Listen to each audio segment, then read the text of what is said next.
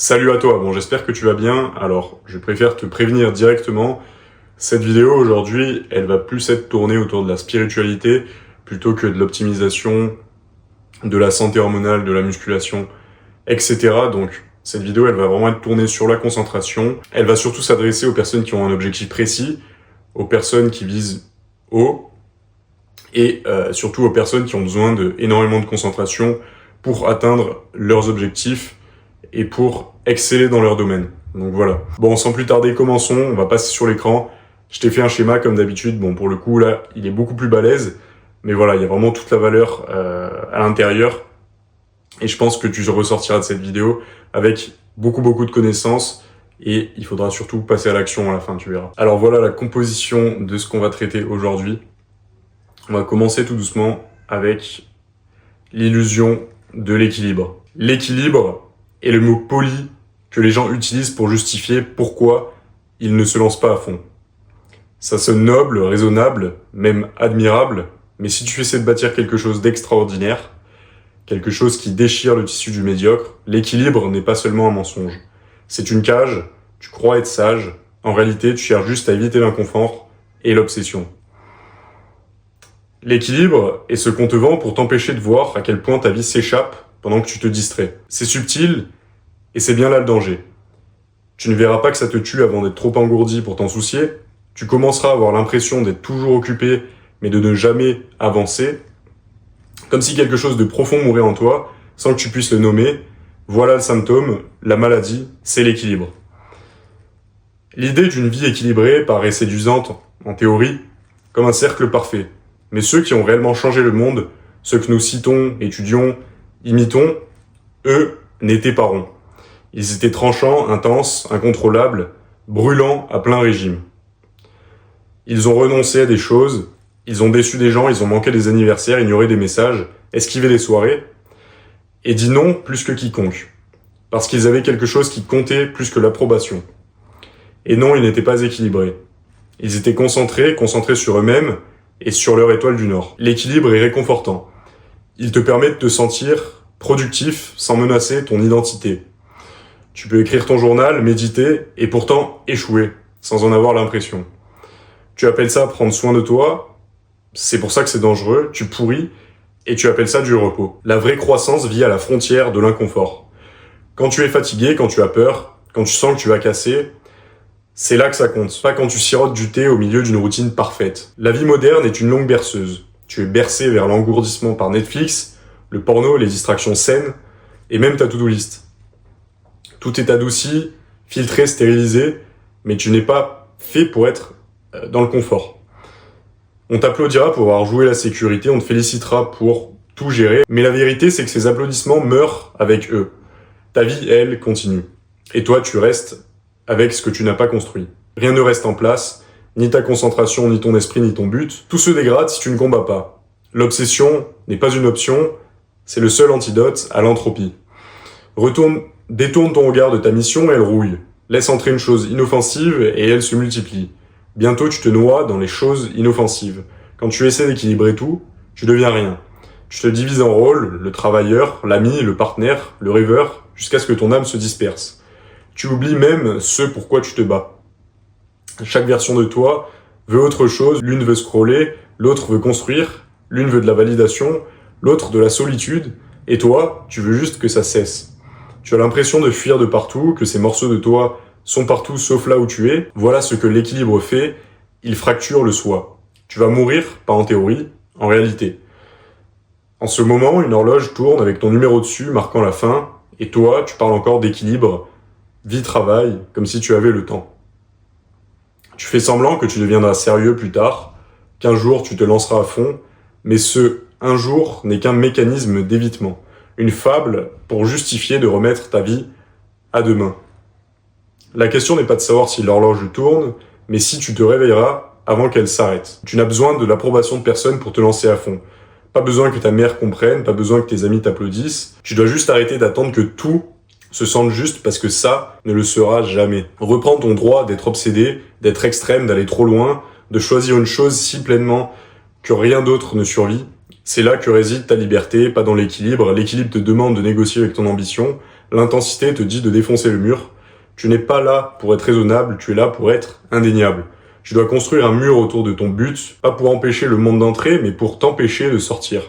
Pour que tu ne puisses pas fuir, pour que ce soit bâtir ou mourir. Laisse-la t'enfermer avec ton propre engagement, parce que si tu t'enfermes avec la bonne chose, tu n'auras plus besoin de liberté. Quand tu lâches l'idée que l'équilibre est noble, tout change.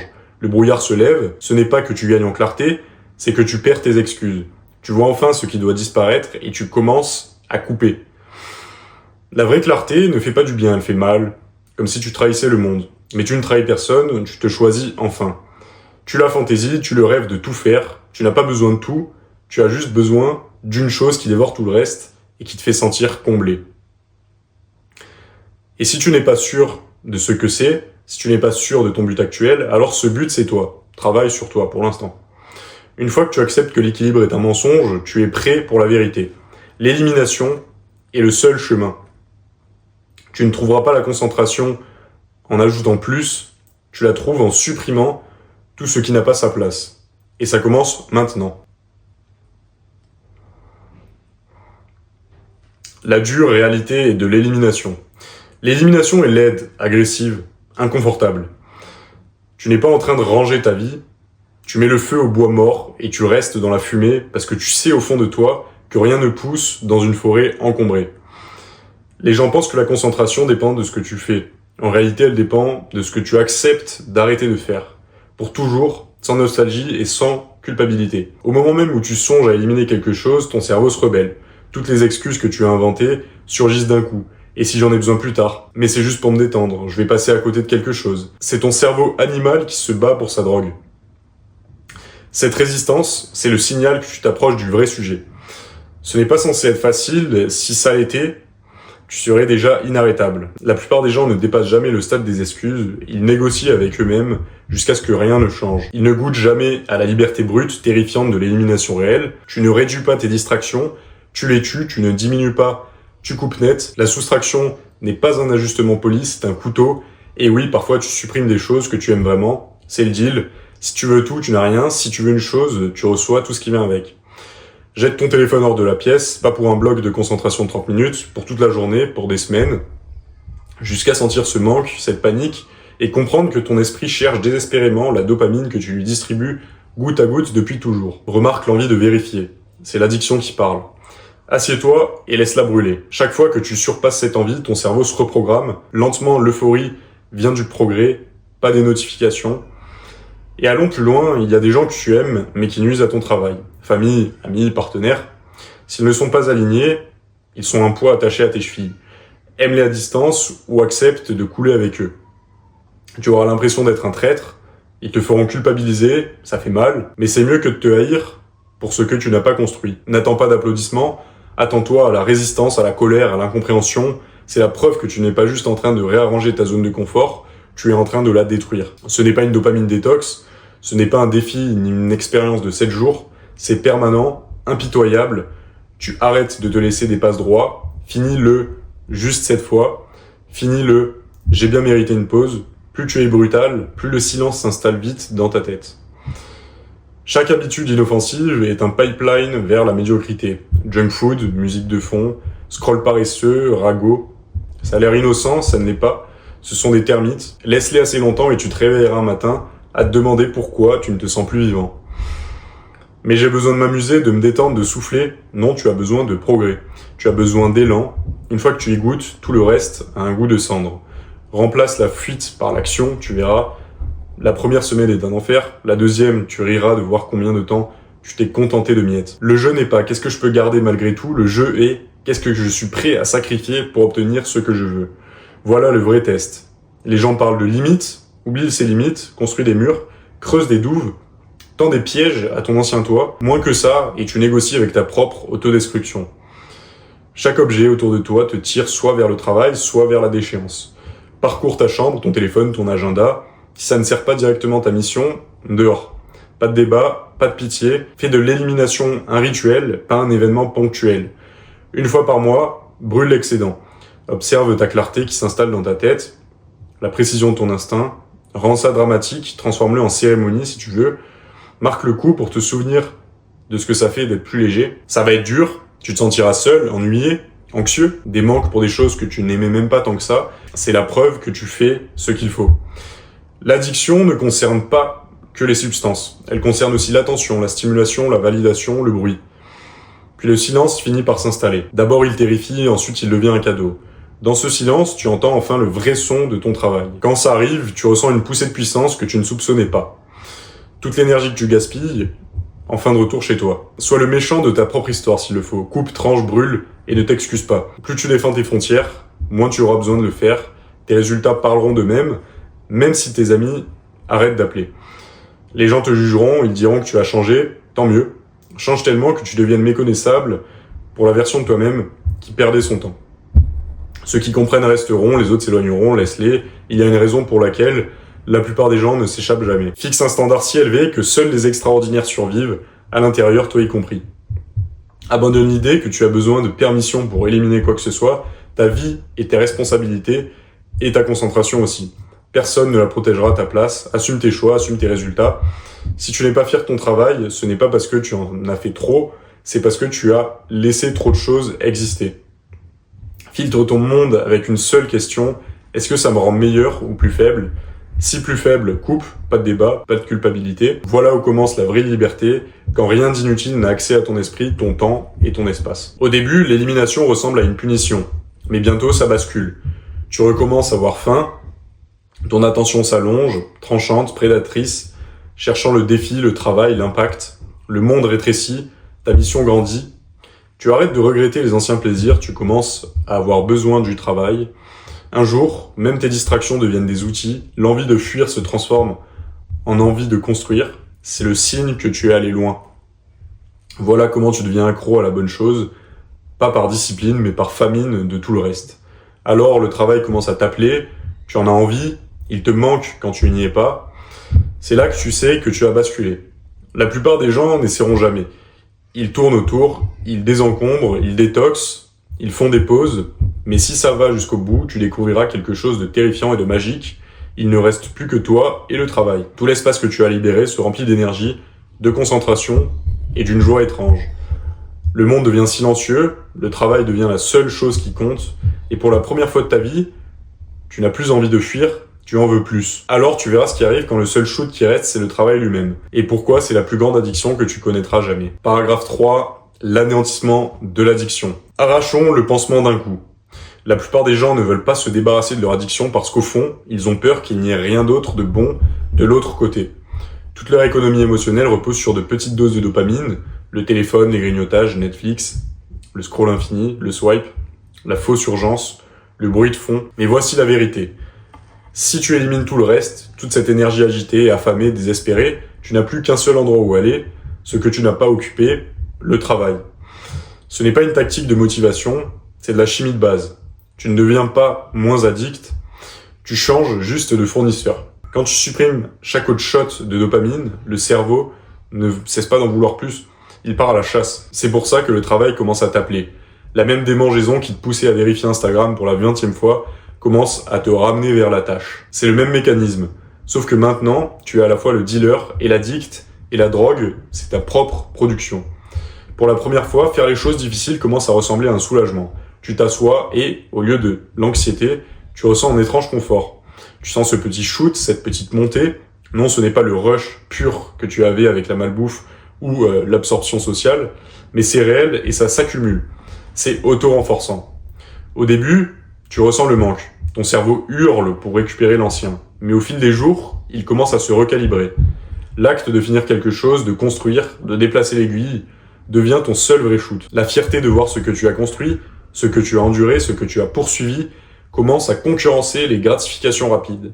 Tu commences à en avoir envie, pas des distractions, pas de la validation superficielle, mais de cette sensation d'être totalement absorbé. Des heures passent et tu oublies de manger, tu détestes les interruptions, on te demande si tu vas bien, tu vas mieux que bien, tu es accro. Tu termines un gros travail et tu ressens ce shoot. Pas le même que l'ancien, mais plus profond, plus lourd, tu le veux encore. Alors tu poursuis des problèmes plus durs, des enjeux plus élevés, une concentration plus intense. Comme toute addiction, la tolérance s'installe. Tu as besoin de plus grands défis, de puzzles plus complexes, de risques plus élevés. Bientôt, tu deviens accro non seulement au travail, mais à l'amélioration d'elle-même. Tu cherches tout et tout le monde qui peut te rendre meilleur, plus fort, plus rapide. Là, ça devient dangereux. Quand le travail devient ton seul shoot, tu deviens ce type de personne qui ne veut plus vivre autrement. Tu perds patience avec le banal, le superficiel, le small talk. Les gens voient que tu changes et n'aiment pas ça, mais tu ne peux plus revenir en arrière. Parfois, tu seras seul. La plupart du temps, en fait. Parfois, tu te sentiras comme un monstre, on t'accusera d'être trop, on te dira de te détendre. Ignore tout ça. Soudain, tu reconnais ceux qui sont comme toi, les vrais, ceux qui sont affamés en permanence, même riches, même en avance sur toi, dans d'autres domaines. Ce sont tes gens désormais, ils comprennent. Ils ne te demandent pas d'expliquer ton obsession, ils hochent juste la tête et retournent construire.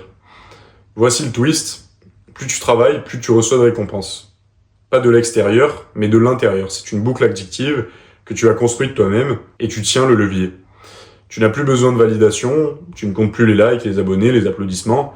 Ton mécanisme de récompense se déplace vers l'intérieur. Tu ne deviens pas un moine ou un stoïcien, tu deviens simplement détaché du résultat, de l'extérieur. Tu réalises que tu peux fabriquer ta propre joie, ton propre but, à ta demande, parce que tu deviens le but. La vie rétrécit et devient plus dense, plus lourde, chaque geste compte, chaque minute achète le prochain shoot. Parfois, tu vas trop loin, tu travailles jusqu'à ce que ton corps hurle, ton cerveau bourdonne, que ta vue se brouille, tu joues avec le feu et tu le sais, tu t'écrases, mais même dans l'épuisement, il y a une satisfaction tordue. Tu as tout donné à quelque chose de réel, pas à tuer le temps. Comme après une séance de sport intense. Le sommeil n'a jamais eu ce goût, la nourriture devient meilleure, le repos est enfin le vrai repos. Pas de culpabilité, pas de honte, pas l'impression d'avoir gâché ta journée. Tu te rappelles ce que c'était avant, le vide, après une orgie de distraction, l'angoisse, après des heures à t'anesthésier.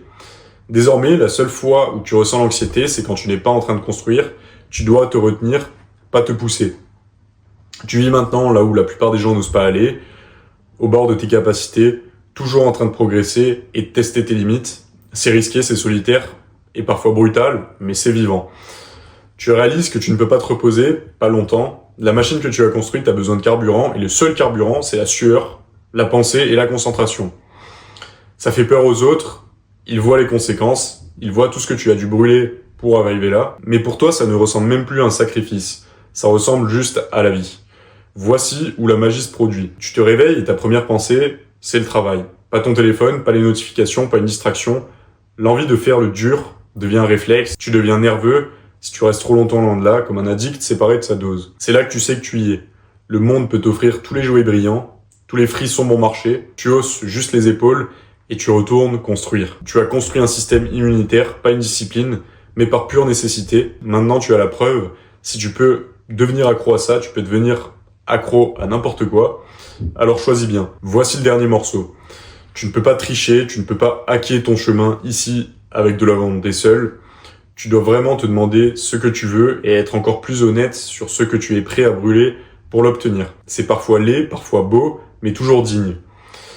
Un jour, tu regarderas en arrière et ton seul regret sera de ne pas avoir commencé plus tôt. Parce que maintenant, la prochaine étape n'est pas de trouver plus de façons de travailler, mais de découvrir à quelle profondeur tu peux plonger, jusqu'où tu peux pousser et combien tu peux construire quand il ne reste rien d'autre. Tout ça t'amène face à face avec la mécanique brute de la concentration. Les routines, les boulons, les petites vérités laides sur la façon dont ceux qui gagnent vraiment gardent les yeux fixés sur ceux qui comptent, c'est ce qui vient après. Passons à la suite. Alors, la biologie appliquée de la concentration. La concentration n'a rien de sexy. Elle n'a rien de compliqué non plus. C'est le but, répétitif, ennuyeux. Les meilleurs gardent leur processus scandaleusement simple. Pas parce qu'il fonctionne, chaque distraction que tu élimines rend cette simplicité plus tranchante, plus brutale. Il ne reste plus aucun endroit où te cacher, il n'y a pas de secret, tu fais le travail. Encore et encore, comme un fermier qui plante ses rangs dans une terre dure. Si tu n'as pas de rituel, tu navigues à vue. Et ça marche jusqu'au jour où ton cerveau se rebelle. La journée démarre, tu hésites, tu regardes ton téléphone, tu perds 10 minutes et tout s'effondre. Le rituel n'est pas une simple routine, c'est un exorcisme. Tu construis un passage entre le chaos et ta mission, ton espace de travail devient sacré, la tasse, le carnet, la porte fermée, la même musique en boucle. Ce ne sont pas des manies, ce sont des armes. Ton corps et ton esprit apprennent. Quand le rituel commence, tout le reste meurt. Ce n'est plus un terrain de jeu, c'est une arène. Le monde récompense l'attention fragmentée. Appli, notifications, urgence fabriquée. Mais si tu veux de la profondeur, il faut être impitoyable avec tes limites. Tu dis non à tout, parfois même aux bonnes choses, tu deviens difficile à joindre, tu énerves les gens, tu disparais, pas besoin de prévenir, tu laisses tes résultats parler, ton non devient un bouclier, pas par colère mais par nécessité. Chaque oui est une entaille dans ta durée de vie, ton agenda devient une forteresse. La concentration est un jeu de momentum, soit tu grimpes, soit tu redescends. Au début, il faut tout donner juste pour rester en place et ne pas t'auto-détruire. La deuxième semaine est un enfer, la troisième, la pente s'adoucit un peu, et à la fin du mois, tu cours à monter. Chaque heure claire en vaut 10 demain. La clarté et l'élan se multiplient, n'essaie pas de réparer 10 choses à la fois, protège un seul bloc de temps. Quand tu verras ce que ça change, tu te battras pour en protéger plus. Mets toujours la tâche la plus dure en premier. Tu vas détester, fais-la quand même. Toute ta vie va finir par se plier autour de cette habitude. La vraie concentration est silencieuse. Pas de musique, pas d'onglet ouvert, pas de bruit de fond, juste toi et le travail. Plus tu supportes ce silence, plus tu vas en profondeur. Au début, tu te tortilles, plus tard, tu en redemandes. Les premières séances sont un enfer. Tu regardes l'heure toutes les 2 minutes, ta peau réclame une distraction. Mais si tu tiens, le bruit s'efface. Il y a un seuil, souvent autour de la demi-heure, où tout se tait dans ta tête. C'est là que tout commence. Et si tu restes, tu peux travailler des heures. Non pas par discipline, mais parce que plus rien ne te tire ailleurs. N'imagine pas que tu peux dompter ton environnement par la seule volonté, tu te surestimes, enferme-toi si nécessaire, supprime chaque raccourci, laisse ton téléphone, va à la bibliothèque, dans une pièce blanche et ennuyeuse, peu importe, fais ce qu'il faut, sabote tes futures échappées, cache tes distractions, rends la fuite pénible, prépare ton travail à la veille, mets la tâche la plus dure au-dessus de la pile, conçois ton espace de manière à ce que le confort ne soit plus une option. La concentration n'est pas un sprint, c'est un marathon avec le feu au talon. Tu ne peux pas courir à pleine vitesse, mais tu peux toujours avancer. Le vrai rythme, c'est la discipline, pas une force brutale, mais un balancier. Plus tu avances, plus tu peux surfer sur l'habitude. La constance, c'est faire le travail, même quand tu n'as pas envie, surtout quand tu n'as pas envie. Les pros ne se distinguent pas par leur bon jour, mais par leur capacité à se présenter malgré les jours mauvais. À un moment, la concentration cesse d'être une technique et devient une obsession. Tu en as besoin pour te sentir bien, tu organises ta vie autour de tes heures entières d'isolement. Les autres le voient, ils disent que tu es rigide, extrême, malsain, ils ont raison, mais c'est le prix. Tu te coupes du monde, tu n'as plus faim que de ce qui nourrit le travail. C'est une monnaie solitaire, mais les retours sont fous. Tu descends plus profond que quiconque autour de toi. Si tu continues, la concentration devient automatique. Des ancrages, des réflexes, des déclencheurs si puissants qu'ils écrasent la distraction. Tu n'es pas invisible, mais tes automatismes travaillent pour toi. Le jeu, c'est de construire un système où il devient plus dur de fuir que d'agir. Prévois toujours un plan B, un second lieu, un second rituel. La vie va chercher à te briser, alors reste en avance, prêt à réinitialiser. Contrôle ton attention comme un athlète contrôle sa performance, audit régulier, mesure, ajustement constant. Chaque semaine, chaque mois, chaque trimestre, fais le point. Et si tu décroches, sois brutalement honnête. Ne laisse pas ton ego ruiner tes progrès. Les meilleurs corrigent leur trajectoire tôt et immédiatement. Au bout du compte, c'est toi et toi seul. Personne ne viendra protéger ton temps, ton énergie, ton attention. Si tu ne le défends pas, tu le perds. Pour toujours. Chaque matin, tu recommences. Chaque jour, tu te redécides de ce qui compte. Parfois, tu seras épuisé. Parfois, tu domineras. Ça n'a aucune importance. Tu reviens, tu recommences. Tu continues. Et à la fin, la preuve, ce sont les résultats. Et rien d'autre. Et pourtant, il reste une couche encore cachée.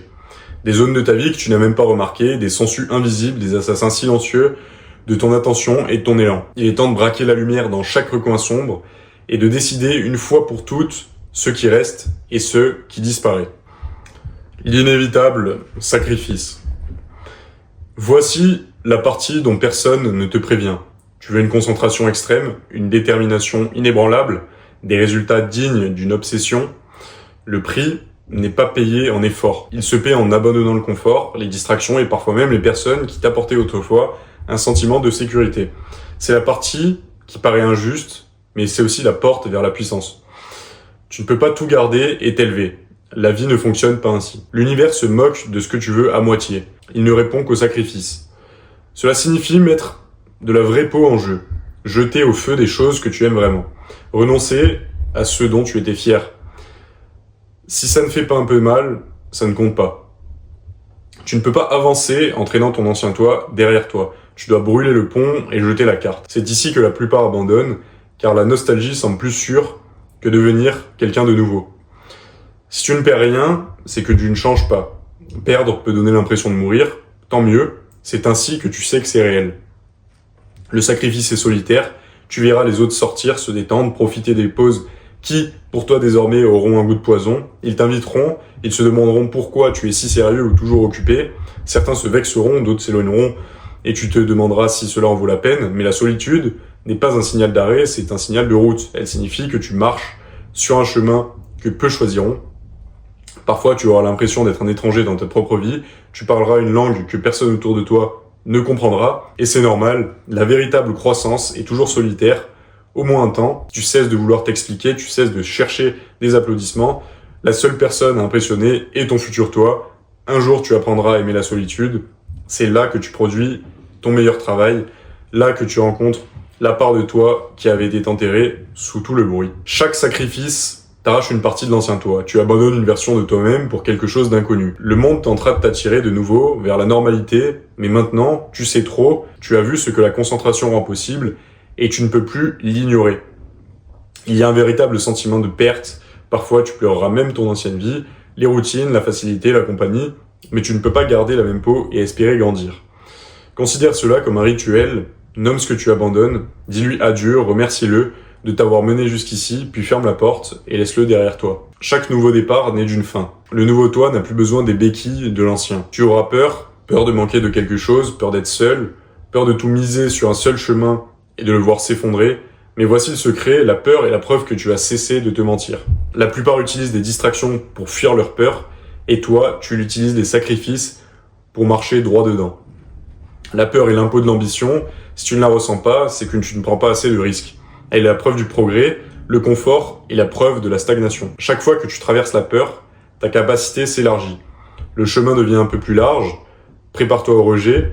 Quand tu choisis le sacrifice, tu dépasses certaines personnes, elles t'en voudront pour ça.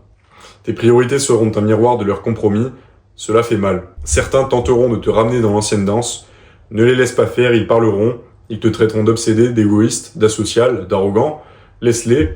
Il n'y a pas besoin de te défendre devant la médiocrité, tu réponds au travail, pas à la foule. Ils comprendront en voyant tes résultats, ou jamais, dans les deux cas, continue. Avec le temps, une chose étrange se produit, la douleur du sacrifice s'efface et laisse place à une forme de plaisir. Tu commences à rechercher la sensation d'avancer, la lutte devient addictive, tu te rends compte que tu ne veux plus de distraction mais le frisson du progrès arraché de haute lutte. Le sacrifice devient lui-même une source de joie, tu apprends à savourer la brûlure, car tu sais ce qu'elle t'achète. Tu cesses de courir après le plaisir creux, le travail devient sa propre récompense. Tout ce que tu as abandonné paraît petit face à ce que tu gagnes. Le sacrifice donne du poids à ta vie, il fait que les choses comptent. C'est la différence entre flotter et sculpter un canyon à main nue. Plus tu creuses profond, plus le monde s'ouvre devant toi. Le sens ne se trouve pas, il se mérite. Les seules vies qui valent d'être retenues sont celles qui laissent une trace. Le sacrifice est le prix à payer pour entailler la réalité.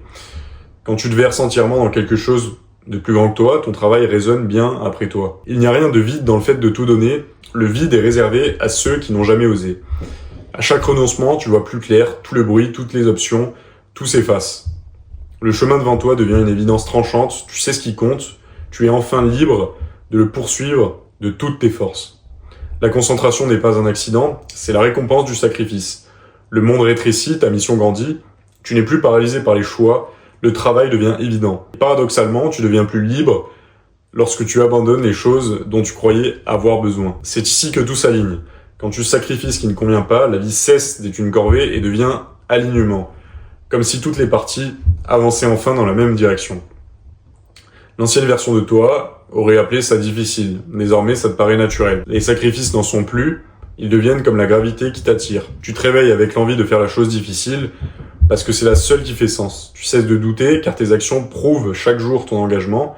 Plus tu vis dans le sacrifice pur, plus le progrès devient inévitable, moins de friction, moins de gaspillage, plus de conflit intérieur, tu avances simplement, et chaque pas t'éloigne de la moyenne pour t'enfoncer plus profondément dans la maîtrise. Tu arrêtes de comparer, tu arrêtes de convoiter ce que les autres ont, tu ne les vois même plus. Tu réalises enfin que tu vis ta propre vie, et pas celle que d'autres t'ont imposée. Tu es chez toi dans le travail, dans le chemin, dans la discipline que tu as bâtie, et désormais tout devient plus simple. Non pas parce que le monde a changé, mais parce que toi, tu as changé. Le sacrifice est devenu instinct, la disparition a perdu ses crocs.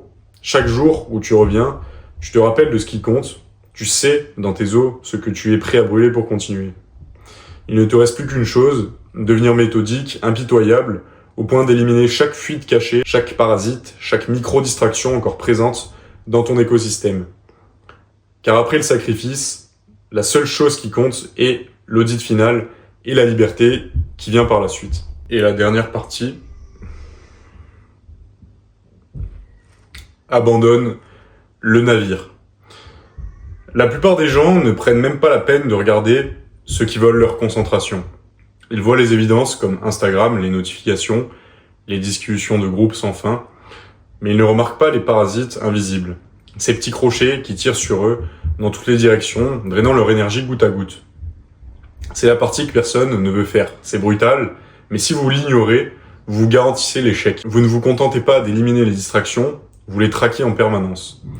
Commencez par votre espace physique, votre chambre, votre bureau, votre cuisine, votre téléphone. Chaque objet et chaque élément est un déclencheur pour une habitude. S'il ne contribue pas directement au travail, c'est un passif. Une pièce encombrée, c'est un esprit encombré. Sortez tout ce qui n'a pas sa place. Regardez ensuite votre monde numérique, réseaux sociaux, email, onglet du navigateur, abonnement en streaming. Ce sont des casinos déguisés en outils de productivité. Chaque notification est un levier de machine à sous. Tirez dessus trop souvent et vous êtes à sec avant le déjeuner. Même les applications productives peuvent devenir des trous noirs. Les gestionnaires de tâches, les tableaux de projet, les systèmes de notes sans fin. Si vous n'êtes pas vigilant, ce ne sont que des variantes d'évitement. Certaines personnes vous donnent de l'énergie, la plupart non. C'est la réalité.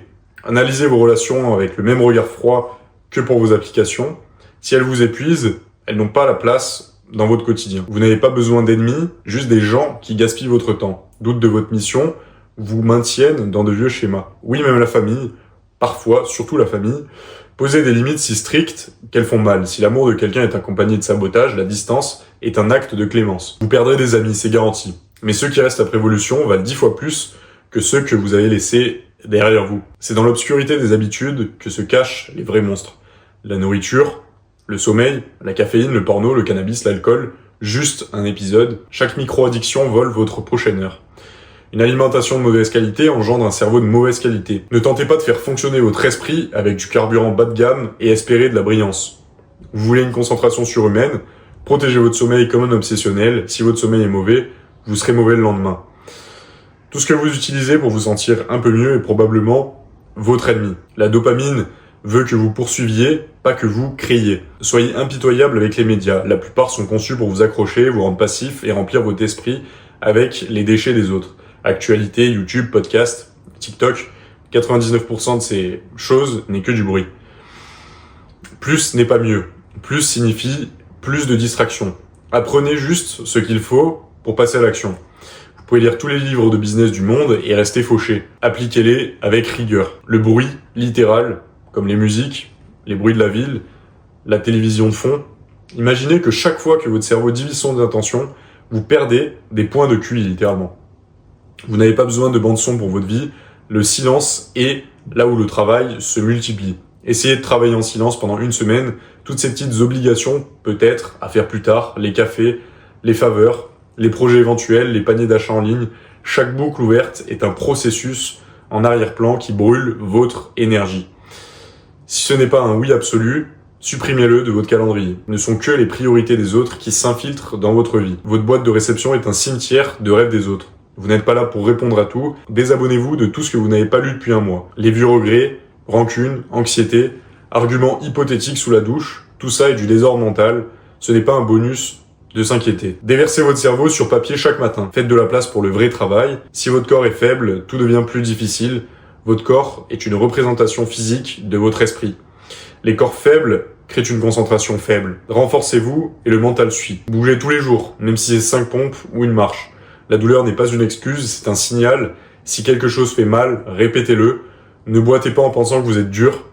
Qu'est-ce qui vous donne de l'énergie? Qu'est-ce qui vous en prend? La plupart des gens n'en ont aucune idée. Engourdis par une fatigue de fond, commencez à suivre ce qui vous rend clair et ce qui vous abrutit. Essayez de noter votre énergie tout au long de la journée. Observez les patterns, c'est là que se cachent les indices. Si vous vous écrasez à la même heure chaque jour, changez quelque chose dans l'alimentation, dans le sommeil, dans les personnes, les tâches.